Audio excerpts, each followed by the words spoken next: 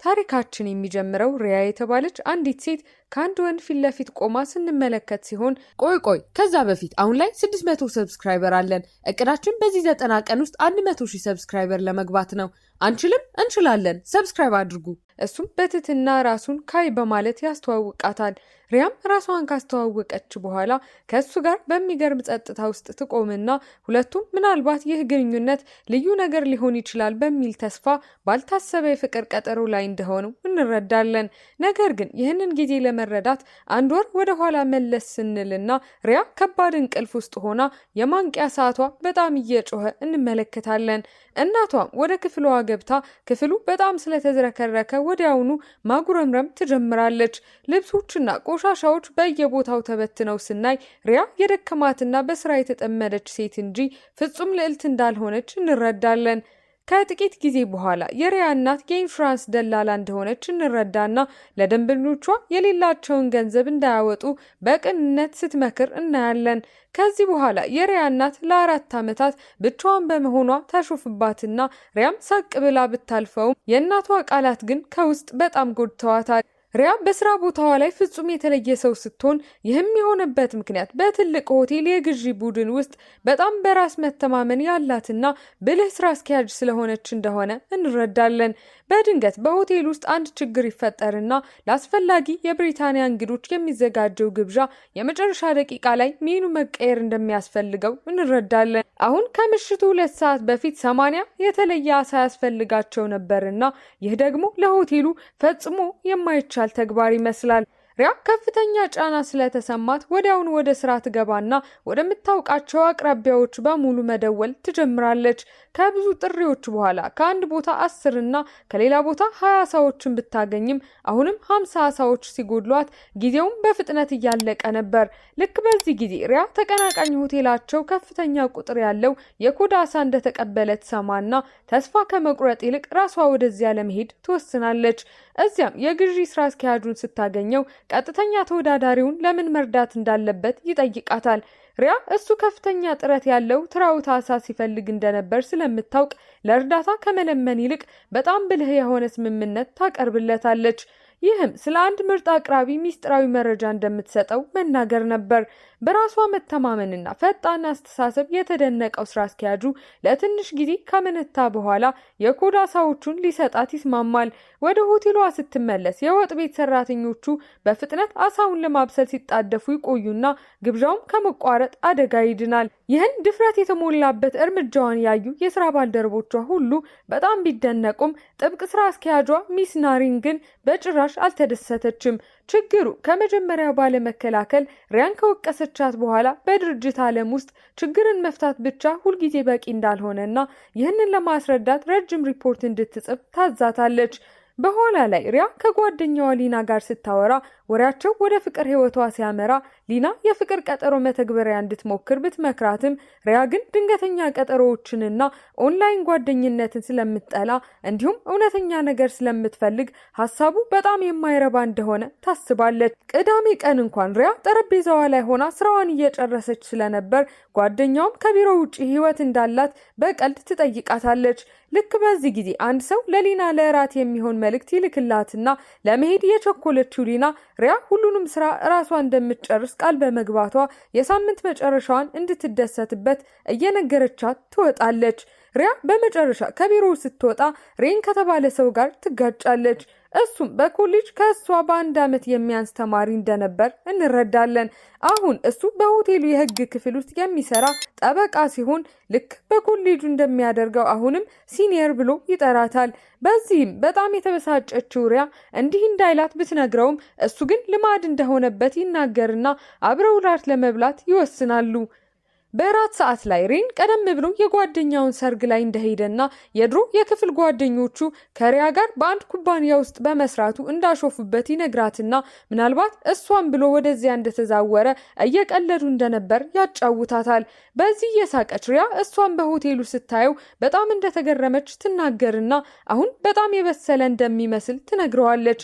ሬንም ጓደኞቹ አሁንም ቆንጆ መሆኗን ሲጠይቁት ልክ እንደ ድሮው እንደምትመስል እንደሚነግራቸው ይገልጽ ይገልጽላትና ቀጥታ ወደሷ እየተመለከተ አሁንም ቆንጆ ነሽ ይላታል። አስተያየቱ ቀላል ቢሆንም ቪዲዮውን እዚህ ድረስ ከተመለከታችሁ ተመችቷችኋል ማለት ነው። ቪዲዮውን ላይክ ቻናሉንም ሰብስክራይብ ማድረግ እንዳይረሳ እንላለን። ወደ ታሪካችን በጣም ልባዊ ስሜት ያለው በመሆኑ በመካከላቸው ያለው ሁኔታ ሞቅ ያለና የተለመደ ይሆናል።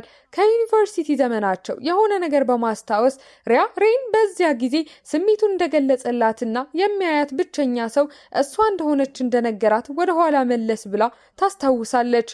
በዚህ ጊዜ ህይወቷ በጣም አስቸጋሪ ስለነበርና ለመኖር ስትል በማጥናትና በመስራት ብቻ የተጠመደች ስለነበረች ጥያቄውን አልተቀበለችውም ነበር። ፍቅር ልትሸከመው የማትችለውን የቅንጦት ነገር ሆኖ ስለተሰማት ዝግጁ እንዳልሆነች ትነግረውና አሁን ከዓመታት በኋላ ከፊት ለፊቱ ተቀምጣ ነገሮች እንዴት እንደተለወጡ እየተገረመች ሳለ እሱ በጥንቃቄ የምታገኘውን ሰው ካለ ሲጠይቃት እንደሌለ ትመልስለታለች።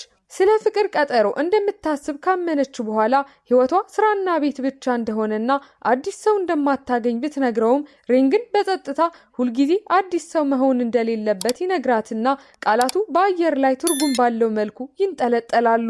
በቀጣዮቹ ቀናት በቢሮ አካባቢ እየተያዩ በስብሰባዎችና በህንጻው ጣሪያ ላይ በሚያደርጓቸው ረፍቶች ላይ ትናንሽ ጊዜዎችን ያሳልፉና እነዚህ ትናንሽ ልማዶች በመካከላቸው ቀስ በቀስ አዲስ ግንኙነት እንዲገነባ ያደርጋሉ። አንድ ቀን አንድ ስራ አስኪያጅ ለሪያ ድንገተኛ የፍቅር ቀጠሮ ሊያዘጋጅላት ቢሞክርም እሷ ግን በፍጥነት እምቢ ትላለች። በዚያው ምሽት የልጅነት ጓደኛዋን አግኝታ አንድ ነገር ትናዘዛለች። ይህም ከዚህ በፊት የነበረው ሬን ምንም እንኳን ተፋቅረው ባያውቁም የመጀመሪያ ፍቅሯ እንደነበር ታጫውታታለች። በዚህ ጊዜ በህይወቷ ለፍቅር ቦታ እንዳልነበራት በመረዳት እምቢ ብትለውም አሁን ግን ነገሮች ስለተለወጡና የበለጠ የተረጋጋች በመሆኗ እሱ አሁንም ለእሷ ስሜት ካለው በዚህ ጊዜ አዎ ልትለው እንደምትችል በማሰብ በተስፋ ትሞላለች። በቀጣዩ ቀን የግዢ ቡድኑ ወደ ታዋቂ የሻይ ክልል ስለሚደረግ የስራ ጉዞ ሲያወራ መጀመሪያ ላይ ማንም መሄድ አይፈልግም። በመጨረሻም ሪያ ጓደኛዋ ሊናና አንድ የቡድን አባል ለጉዞው ሲመደቡ ይህ ክልል ለጥንዶች ተወዳጅ ቦታ እንደሆነ እንረዳለን። ከስብሰባው በኋላ ሪያን እንድታገኘው ይጠይቃትና በስራ ጉዞው ላይ አብሯቸው መሄድ እንደሚፈልግ ይነግራታል። ጠበቆች የመስክ ልምድ እንደሚያስፈልጋቸው ቢገልጽም እውነተኛ ምክንያቱ እሷ እንደሆነች ስለምትረዳ ልቧ ሲርገበገብ ይሰማታል። ለመጀመሪያ ጊዜ ይህ ጉዞ ከስራ በላይ ሊሆን እንደሚችልና ስሜቱ አሁንም እንዳለ ለማየት ጥሩ አጋጣሚ ሊሆን እንደሚችል እያሰበች እንዲመጣ እንደተፈቀደለት ትነግረዋለች። በዚያ ምሽት እንደገና ፍቅሩን ይገልጽልኛል ብላ በማሰብ በጣም ደስተኛ ትሆንና በማግስቱ ለጉዞ ስትወጣ እናቷን አሁን አንድ ሰው ለሰርግ ከጋበዛት ልትሄድ እንደምትችል ትነግራታለች። በቃላቷ ግራ የተጋባችው እናቷ ምንም ባይገባትም ሪያ ግን ፈገግ ብቻ ትላለች። ሲደርሱ አረንጓዴ የሻይ እርሻዎቹ በጣም ያማሩ ስለሆኑ ቡድኑ ምርመራውን በደስታ ይጀምራል። በዚህ ጊዜ ሊና ለሪያ አንድ ጠበቃ ይህን ያህል ርቀት መምጣቱ እንግዳ ነገር እንደሆነ በሹክሹክታ እየነገረቻት እምብዛም የማትቀባውን ሽቶ ስለተቀባች ታሾፍባታለች። ቡድኑ በሁለት ሲከፈል ሪያ የሻይ እርሻዎቹን ለመመርመር በፈቃደኝነት ስትነሳ ሬንም ወዲያውኑ አብሯት እንደሚሄድ ይናገራል። ማለቂያ በሌላቸው አረንጓዴ እርከኖች ውስጥ ጎን ለጎን ሲራመዱ አሰልጣኙ ይህ ከዓለም የሻይ ክልሎች አንዱ እንደሆነ ሲያብራራላቸው ሬንም እንዲህ አብሮ መጓዝ ኮሌጅን እንደሚያስታውሰው ይናገራል። ከዚያም በጸጥታ በዚያ ምሽት ብቻቸውን ማውራት ይችሉ እንደሆነ ሲጠይቃት ለአፍታ ካመነታች በኋላ ትስማማለች። በዚያ ምሽት የተሳካ ምርመራ ካደረጉ በኋላ ሁሉም ለራት ሲሰበሰቡ ድባቡ አስደሳች ይሆናል። አቅራቢው ያመሰግናቸዋል። የአካባቢው ሰራተኞች ሪያን አግብታ እንደሆነ ሲጠይቋት እሷ ግን እየሳቀች የወንድ ጓደኛ እንኳን እንደሌላት ትናገራለች። በኋላ ሬን ለእግር ጉዞ እንድትወጣ ሲጠይቃት ውጪ ጸጥ ባለ ቦታ ይቀመጣሉ። በመጨረሻም የመጣው ለስራ ብቻ እንዳልሆነ አምኖ ለሕግ ፈተናዎቹ በሚያጠናበት ጊዜም እንኳን ስለሷ ብዙ እንዳሰበ ይነግራታል። እምቢ ባለችው ጊዜ ምን ያህል እንደተጎዳ እያስታወሰ የእሷን ቢታ የተሻለ ሰው እንዲሆን እንደገፋፋውና ለእሷ የሚገባ ሰው ለመሆን እንዳደረገው ይናገራል። ሪያ በእርጋታ እሱ ሁልጊዜም ጥሩ ሰው እንደነበርና በዚያን ጊዜ ለፍቅር ዝግጁ እንዳልነበረች ታስረዳዋለች። ከዚያም ስለ ቢሮ ግንኙነቶች ሲጠይቃት እሷም ከባድ እንደሚሆን ነገር ግን አንድን ሰው በእውነት ከወደዱት ሊወስድ የሚገባውን አደጋ እንደሆነ ትናገራለች። ፍቅሩን ሊነግራት እንደሆነ ስለተሰማት በጉጉት ብትጠብቅም እሱ ግን ሙሉ በሙሉ ያስደንቃታል። እርዳታዋን ቢጠይቅም ለነሱ ሳይሆን ለሌላ ሰው ፍቅሩን ለመግለጽ እርዳታ ፈልጎ ነበር። ይኸውም በሪያ ቡድን ውስጥ ኒያ ለተባለች ወጣት ሰልጣኝ። ቃላቶቹ እንደ ቀዝቃዛ ውሃ ሲመቷት ሙሉ በሙሉ ትደነግጣለች። ሰልጣኟ ያጣሁት መስሎት የነበረውን ንጹህ ስሜት እንዳስታወሰችው ሲያብራራላት ሪያም በግድ ፈገግታ አሳይታ ለመርዳት ትስማማለች። በዚያ ምሽት ቡድኑ የመጠጥ ጨዋታ ሲጫወት ሬን ለምን በጉዞው ላይ እንደመጣ ሲጠየቅ የሚወደውን ሰው ተከትሎ እንደመጣ በግልጽ ይናገራል።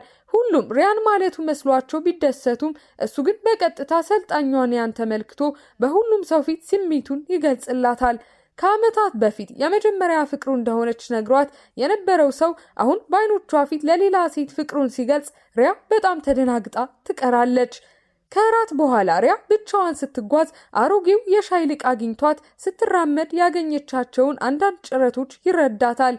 ስለ ሻይ ሲያወሩ ሊቁ እንደ ወይን ሳይሆን አብዛኛው ሻይ ሲያረጅ ዋጋውን እንደሚያጣ ሲያብራራላት ቃላቱም ሪያ ስለ እሷ ሕይወት እንድታስብ ያደርጋታል።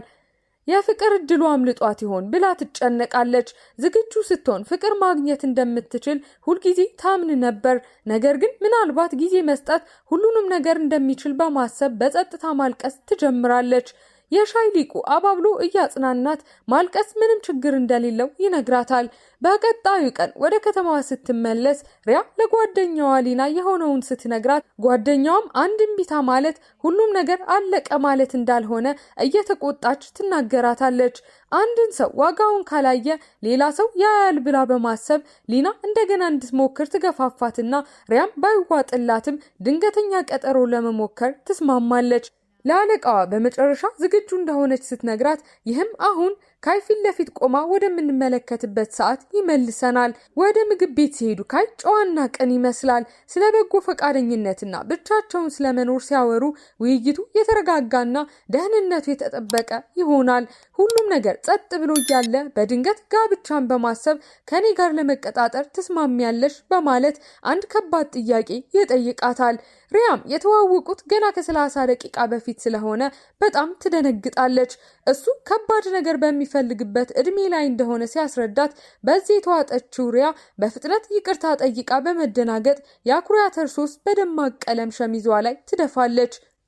ለማጽዳት ወደ መጸዳጃ ቤት ብትጣደፍም እድፉ አይወጣም። ስለዚህም ስሜቱ ይበላሻል። ይቅርታ እየጠየቀች መሄድ እንዳለባት ስትነግረው እሱም ወደ ቤት ሊያደርሳት ቢፈልግም እምቢ ትለዋለች። ድንገተኛው ቀጠሮ በማይመች ሁኔታ ያበቃና ጓደኛዋ ወዲያውኑ እንዴት እንደነበር ለመጠየቅ ትደውላለች። ሲያወሩ ሪያ ካይ በቅንጡ መኪና ሲነዳ ታየውና በማግስቱ ጓደኞቿና እናቷ እንኳን መኪናውን እየተነተኑ ሀብታም ይሁን ወይስ አስመሳይ ይሁን ብለው ይገረማሉ። በዚህም የተበሳጨችው ሪያ በጫናው ሙሉ በሙሉ እንደተዋጠች ቢሰማትም ከሁሉም በላይ ደግሞ መልእክት አላከላትም። አሁን ታሪኩ ወደ ካይ ይቀየራል። እሱ የተሳካ የቤት ዕቃዎች ዲዛይን ኩባንያ ዋና ስራ አስፈጻሚ ነው። እሱ ብቃት ያለውና ትንሽ የተገለለ ሲሆን ቅዳሜና እሁድ እንኳን ቀን ከሌት ይሰራል። ከጓደኛውና ከኩባንያው አብሮ ዋና ስራ አስፈጻሚ ከሆነው ጄ ጋር በአንድ ሰርግ ላይ ስናገኘው ካይ ከሃና ከተባለች ሴት ጋር ለ14 ዓመታት የፍቅር ግንኙነት እንደነበረው ነገር ግን ለበጎ እንደተለያዩ እንረዳለን። ሃናም በሰርጉ ላይ እንደነበረችና ከረጅም ግንኙነት በኋላ ሰዎች ቢያንስ እርስ በርስ መጠያየቅ ሲገባቸው እሱ ግን ዝም ብሎ እንደጠፋ በመንገር ልታናግረው ትመጣለች። በዚህ ጊዜ በቂ ብስለት እንዳልነበረውና ህመሙን ለማስወገድ ራሱን በስራ ውስጥ እንደቀበረ በእርጋታ ይመልሳል። አሁን ከማንም ጋር እየተገናኘ እንደሆነ ስትጠይቀው ከሪያ ጋር ድንገተኛ ቀጠሮ ላይ እንደሄደ ይነግራታል። ወደ ቢሮ ሲመለስ ጓደኛው ጂ ስለ ቀጠሮው እያሾፈ ቆንጆ እንደነበረ ይጠይቀዋል። ካይ ከመነታ በኋላ አዎ ይላል። ነገር ግን በዚህ ሳምንት እንደገና ሊያገኛት በጣም ስራ እንደበዛበት ሲናገር ጓደኛው መጀመሪያ መልእክት ልኮ ለሁለተኛ ቀጠሮ መጠየቅ እንዳለበት ይነግረዋል። ይህ በእንዲህ እንዳለ ሪያ ስልኳን በተደጋጋሚ ብትመለከትም ከሱ ምንም መልእክት አለማግኘቷ ያበሳጫታል። በሆቴሏ ውስጥ ቡድኗ ለአዲስ ጣፋጭ ምግብ ሀብሀብ እየሞከረ ሲሆን ብዙ አይነት ከሞከሩ በኋላ በመጨረሻ ትክክለኛውን ይመርጡና አዲሱን የምግብ ዝርዝር ለማስጀመር ሁሉም በጣም ይጓጓሉ። በካይ ኩባንያ ውስጥ ጓደኛው ጄ ቀኑን ሙሉ ስልኩን እንዳልመለሰ ያስተውላል። ይህም በጣም ያልተለመደ ነበር።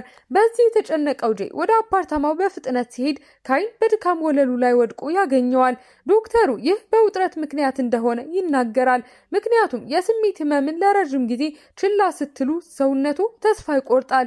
ጄ የአደጋ ጊዜ ተጠሪ ሳይኖረው ብቻውን ስለሚኖር ቢወቅሰውም ካይ ግን አሁንም በስራ ጉዞ ላይ መሄድ እንደሚችል ይናገራል። ይህ በእንዲህ እንዳለ ሪያ ከስራ ባልደረቦቿ ጋር ውጪ ስትሆን ስራ አስኪያጇ ስለ ድንገተኛው ቀጠሮዋ እያሾፈች መልእክቱን እየጠበቀች እንደሆነ ትጠይቃታለች። ስራ አስኪያጇ ከዚያም ፍጹም የሆነ ሰው ልታስተዋውቃት እንደምትችል ትነግራትና ከፍተኛ ደሞዝ ያለውና መጥፎ ልማድ የሌለው መሐንዲስ እንደሆነ ታስረዳታለች። ነገር ግን ሪያ ለካይ ትንሽ ረዘም ላለ ጊዜ መጠበቅ ስለምትፈልግ ታመነታለች። ስትወጣ በድንገት ከእሱ ጋር ትገናኛለች። እሱ ታሞ ይመስላል። ጠጥቶ እንደሆነ ብትጠይቀውም ወደ አየር ማረፊያ እየሄደ ስለሆነ እንዳልጠጣ ይነግራታል። የማይመች ጸጥታ ሲፈጠር ሪያ ድፍረቷን ትሰበስብና ሌላ ድንገተኛ ቀጠሮ ሄደሃል ብላ ትጠይቀዋለች። እሱም እንዳልሄደ ይናገራል። ከዚያም ሌላ ቅናሽ እንደቀረበላት ትነግረውና መሄድ የለብኝም ብላ ትጠይቀዋለች። እሱም ቆም ብሎ በእርጋታ ይህ የኔ ውሳኔ አይደለም፣ መሄድ ከፈለግሽ መሄድ አለብሽ ይላታል። መልሱ በጣም የሚያሳዝን ቢሆንም ለመሄድ ሲዞር ቆም ብሎ ተመለሺ፣ ስመጣ አገኝሻለሁ ይላታል። አገኝሻለሁ የሚለው ቃል ትንሽ የተስፋ ብልጭታ ይሰጣታል። በማግስቱ ልዩ ሀብሀቦች ሆቴሉ ሲደርሱ በጣም የሚጣፍጡ ስለሆኑ ቡድኑ አዲሱን ጣፋጭ ምግብ በጣም በውድ ዋጋ ለመሸጥ ይወስናል። ይህ እየሆነ እያለ ሪያ ሉካ ከተባለ አዲስ ሰው መሐንዲሱ መልእክት ይደርሳትና ቅዳሜ መገናኘት እንደሚፈልግ ይነግራታል። ካይ በቅርቡ ካላገኛት በመካከላቸው ያለው ነገር እንደሚያልቅ በማሰብ ለአዲሱ ሰው አዎ ብላ ትመልሳለች። ቅዳሜ ቀን ለቀጠሮ በጥንቃቄ ተዘጋጅታ ወደ ካፌው ስትደርስ ተራ መሐንዲስ ብትጠብቅም ሉካ ግን ቆንጆና የተረጋጋ ነው። ስለ ፊልሞች ማውራት ቢጀምሩ ምርጫቸው ፍጹም ተቃራኒ ስለነበር ከዚያም በግዴለሽነት ስለ ኩባንያው ደሞዝ ትጠይቀዋለች። የፊቱ ገጽታ ወዲያውኑ ይለወጥና በቀዝቃዛ ሁኔታ እዚህ የመጣሁት በገቢ እንድትፈርጅብኝ አይደለም፣ ከተገናኘን ከእኔ የገንዘብ ድጋፍ አትጠብቂ ይላታል። ስሜቱም በጣም ይረበሻል። ልክ የማይመቸው ቀጠሮ ሊያልቅ ሲል ሪያ አንድ የምታውቀው ሰው ወደ ካፌ ሲገባ ታያለች። እሱም ካይ ነው። ፊቷን ለመደበቅ ስትሞክር የቀጠሮ ጓደኛዋ ሉካ ሰውየው ማን እንደሆነ ሲጠይቃትና ለመሄድ ስትሞክር ሉካ ቀሚሷን ስለሚይዛት ትጮኻለች። ይህንን ያየው ካይ መጥቶ ምን እንደተፈጠረ ሲጠይቃት ሉካ በፍጥነት የአክስቴ ልጅ ነው ብሎ ይዋሻል። ነገር ግን ካይ ያመን አይመስልም። ስለዚህ ሪያ ትወጣለች። ሉካም ቀሚሷን ስለጎተተ ይቅርታ እየጠየቀ ይከተላታል። ቀጠሮ አደጋ ነበር። ነገር ግን ከዚያ በኋላ መጠጥ መጠጣት እንደምትፈልግ ይጠይቃታል። ወደ አንድ ትንሽ መጠጥ ቤት ሄደው መጠጣት ይጀምሩና ውጥረቱ ቀስ በቀስ እርስ በእርስ ሲቀልዱ ይጠፋል። ለምን ድንገተኛ ቀጠሮ ላይ እንደመጣ ስትጠይቀው ጥሩ ሰው ማግኘት ስለፈለገ እንደሆነ ይነግራታል። ስለዚህም እሷም ታዲያ ለምን እኔ አይደለሁም ብላ ትጠይቀዋለች። ቆንጆና ጥሩ እንደሆነች ነገር ግን የሆነ ነገር ትክክል እንዳልተሰማው ይነግራታል። ብዙ ከጠጡ በኋላ ወደ መጫወቻ ስፍራ ሄደው እንደ ልጆች እየሳቁ በሚሽከረከር ጎማ ላይ እስኪያዞራቸው ድረስ ይሽከረከራሉ። ሪያ ተኝታ ወደ ሰማይ ስትመለከትና በዚያ ቅጽበት ሉካን ስትመለከት ልቧ ቢርገበገብም እውነታው ይምታታልና ማህበራዊ ጫናውን በጣም ብዙ ስለሆነ ከሱ ጋር መገናኘት እንደማትችል ትነግረዋለች። በማግስቱ በስራ ቦታ አንድ ታዋቂ ሰው ስለ አዲሱ የሀብሀብ ጣፋጭ ምግባቸው ሲለጥፍ ቦታ ማስያዣዎች መጉረፍ ይጀምራሉ። በኋላ ላይ በቡድን ራት ላይ ሪያ ስለ ሁኔታው ታስብና ገንዘብና መኪና ደስታን እንደማያረጋግጡ ትገነዘባለች። ምክንያቱም አስፈላጊው ነገር ሁለት ሰዎች በአንድ ገጽ ላይ መሆናቸው ነው። ብዙም ሳይቆይ የሪያ ስልክ ከተለያዩ ወንዶች በሚመጡ መልእክቶች ሲሞላ ጓደኞቿ አንድ ሰው እንድታገኝ ለመርዳት ቁጥሯን ሲሰጡ እንደነበር ትረዳለች። በዚህ ተዋጠችው ሪያ ውሳኔ ታደርግና ትክክለኛውን ሰው የማግኘት ትንሽ እድል እንዳለ ስለምታምን በእነዚህ ሁሉ ቀጠሮዎች ላይ ለመሄድ ትወስናለች። ከስራ በፊት እንኳን ብዙ ድንገተኛ ቀጠሮዎችን ስታዘጋጅ ጓደኛዋ ሊና ብትጨነቅም ሪያ ግን ቆርጣ ነበር። ይህ በእንዲህ እንዳለ በአንድ ትልቅ የስራ ስብሰባ ላይ ሆቴሉ ለዊስኪ ብራንድ ትልቅ 100ኛ ዓመት ዝግጅት እንደሚያስተናግድ ይፋ ሲደረግ ሪያ በሎቢው ውስጥ ጊዜያዊ የስኮትላንድ አይነት የዊስኪ ባር ለመገንባት የፈጠራ ሐሳብ ታቀርብና ቡድኗ በጣም ይወደዋል። ሪያ ከዚያም ተከታታይ እንግዳ የሆኑ ድንገተኛ ቀጠሮዎችን ትሄዳለች።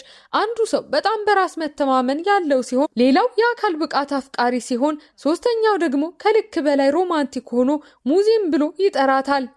በዚያ ድንገተኛ ቀጠሮ ወቅት እናቷ በድንገት ብቅ ብላ ራሷን በማስተዋወቅ ቅጽበቱን ሙሉ በሙሉ ስታጠፋው እነዚህ ሁሉ ልምዶች በጣም እንዳደከሟት ይሰማታል።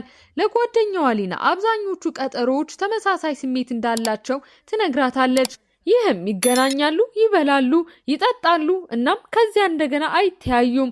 ይህንን ካሰላሰለች በኋላ ሀቀኛ ለመሆን ትወስንና ሰዎቹ እንደማይጣጣሙ በትትና በመንገር እምቢ ማለት ትጀምራለች። በሌላኛው የከተማው ጫፍ ላይ ካይ በእንስሳት መጠለያ ውስጥ ሆኖ ሹገር የተባለች ትንሽ ውሻ በማደጎ ስትወሰድ ለማየት እዚያ ቢገኝም አዲሶቹ ባለቤቶች በመጨረሻው ደቂቃ ላይ ሀሳቦቻቸውን ይለውጣሉ። ውሻው በአካል የተለየ እንደሚመስል በማማረር ወደ ክርክር ውስጥ ሲገቡ ካይ ተናዶ ከነሱ ጋር በፖሊስ ጣቢያ ያበቃል። በኋላ ሹገርን ለጊዜው ለመንከባከብ ሲወስን አጎቱ ከሪያ መልእክት እየጠበቀ እንደሆነ ያስተውልና ካይ አሁንም እድል ሊኖር እንደሚችል ያምናል። በማግስቱ ሪያ ኪያን ከተባለ ሰው ጋር በሌላ ቀጠሮ ላይ ስትሆን እሱ እንግዳ ነገር ይናገራል። ጥሩ ስብና እንዳለሽ ሰምቻለሁ፣ ስለዚህም ቆንጆ ትሆኛለሽ ብዬ አልጠበቅኩም ነበር ግን ነሽ ይላታል። በኋላ ለብቻቸው የሚኖሩ ወላጆቿ ለጥሮታ ተዘጋጅተው እንደሆነ ሲጠይቃት ሪያ በጣም ተደናግጣ ምቾት አይሰማትም። ስለሆነም ከዚህ ሰው ጋር መገናኘት እንደማትፈልግ ትወስናለች። ይህ በእንዲህ እንዳለ የሪያ የስራ ባልደረባ ታራ በዊስኪ ዝግጅቱ ላይ እየሰራች ሳለ ስራ አስኪያጇ ሆሜጅ ከተባለ አንድ የዲዛይን ኩባንያ ጋር ብቻ እንድትሰራና ሌሎቹን ሁሉ እንድትሰርዝ ይነግራታል። ከሆሜጅ የመጣ ተወካይ ምርጥ ገለጻ ቢያቀርብም በኋላ ሪያ ስለሰረዙት ሌላ ኩባንያ ስትጠይቅ ታራ ኩባንያው በውስጥ ችግሮች ምክንያት ራሱ እንደወጣ በመዋሸት ትናገራለች። በዚያ ምሽት ኪያን እንደገና ለሪያ ይደውልና እሷ ስለ ወላጆቿ ጥሮታ የጠየቀውን ጥያቄ በቀጥታ በምትጠይቅበት የወይን ባር ውስጥ ይገናኛሉ። ሲያወሩ አንድ የምታውቀው ፊት ታያለች። እሱም ከሁለተኛው ድንገተኛ ቀጠሮዋ የመጣው ሉካ ነው። መንታ እንዳለው ብትጠይቀውም እንደሌለው ይናገርና እሷን አውቋት በሌላ ድንገተኛ ቀጠሮ ላይ በመሆኗ ያሾፍባታል።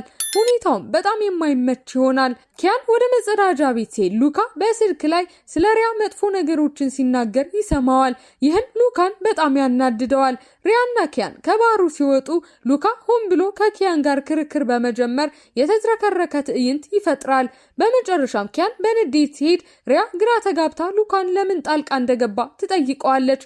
እሱም ምቾት እንዳልተሰማት ስላሰበ እንደሆነ ይናገራል። በድርጊቱ የተበሳጨችው እሷ ብትቆጣም እሱ ግን ዝም ብሎ ይስቅና ፍቅርን በጣም እንደምትፈልግ ያሾፍባታል። ከዚያም በመጨረሻ እውነቱን ይነግራትና እሱ የ29 ዓመት ተዋናይ እንደሆነና የሄደበት ድንገተኛ ቀጠሮ እንኳን ለሱ እንዳልሆነ ምክንያቱም በግል ምክንያት የሌላ ሰው መስሎ እንደመጣ ያብራራላታል። የመታወቂያ ካርዱን በማሳየት እውነተኛ ማንነቱን እንድታውቅ ይፈልጋልና ትርኢቱን እንድትመለከት ይጋብዛታል። በማግስቱ ሪያ ከድንገተኛ ቀጠሮዎች እረፍት ለመውሰድ ትወስንና የስራ ባልደረቦቿን ለድጋፋቸው ወደ ሳሎን በመውሰድ ታመሰግናቸዋለች። ከረጅም ጊዜ በኋላ ለመጀመሪያ ጊዜ ዘና ያለችና ደስተኛ ትመስላለች። ነገር ግን ሰላሙ ብዙም አይቆይም። በስራ ቦታ ከባድ ችግር ይፈጠራል። ምክንያቱም ለዊስኪ ዝግጅቱ የተዘጋጀው ዲዛይን ከሌላ ኩባንያ የተገለበጠ ሲሆን ሆቴሉ በስርቆት ከተከሰሰ ስሙ ይበላሻል። በአስቸኳይ ስብሰባ ወቅት የስራ ባልደረባዋ ቪና ስራ አስኪያጃቸው ስለነገራት ከሌላው የዲዛይን ኩባንያ ጋር ስብሰባውን እንደሰረዘችና የተገለበጠው ዲዛይን ከሰረዙት ተመሳሳይ ኩባንያ ሆም ከተባለ ኩባንያ እንደሆነ ትናዘዛለች።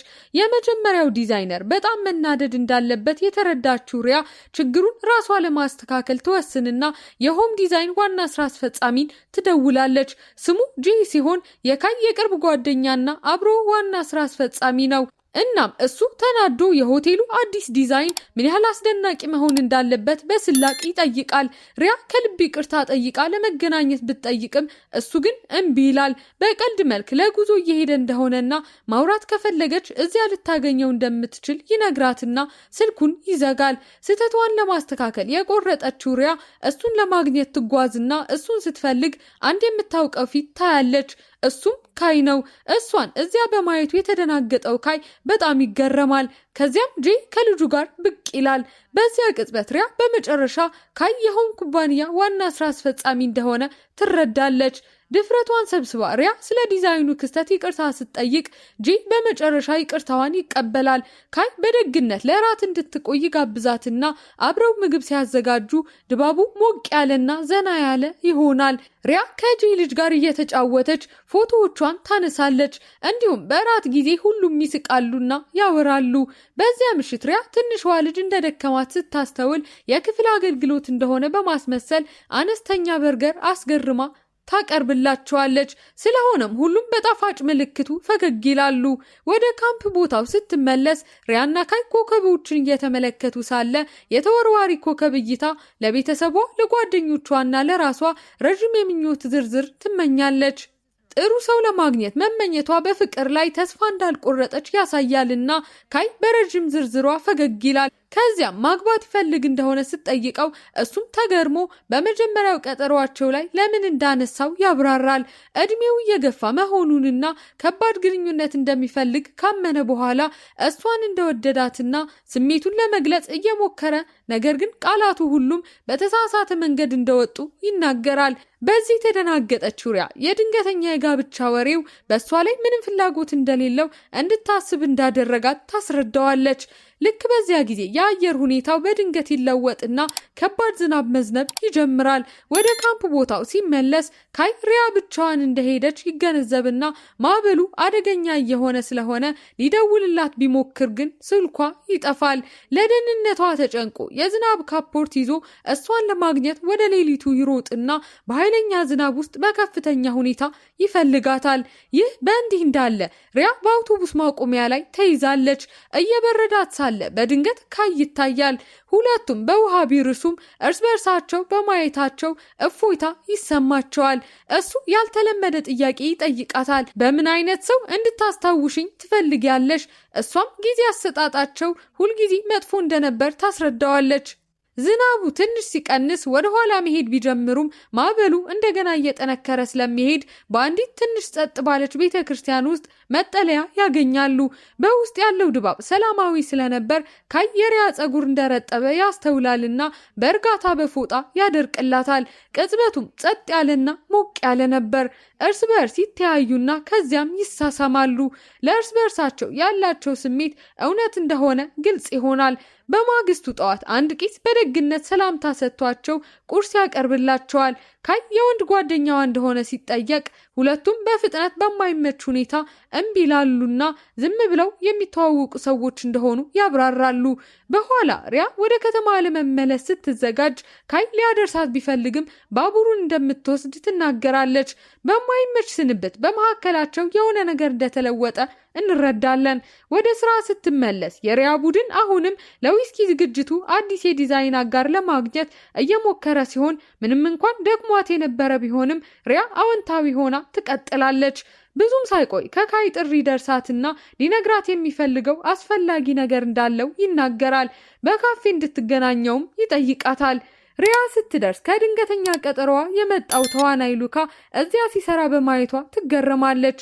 እናም የድሮ ስራውን እንዳጣ እንረዳለን። ትርኢቱን ባለማየቷ ይቅርታ ስትጠይቀው ምንም ችግር እንደሌለው ይነግራታል። ልክ በዚህ ጊዜ ካይ ይመጣና ለሉካ የአክስቴ ልጅ ብሎ ሰላምታ ይሰጠዋል። ከዚያም ተቀምጦ በቀጥታ ሪያን ይመለከትና ስለሷ ሲያስብ ስለነበር ባለፈው ምሽት መተኛት እንዳልቻለ ያምናል።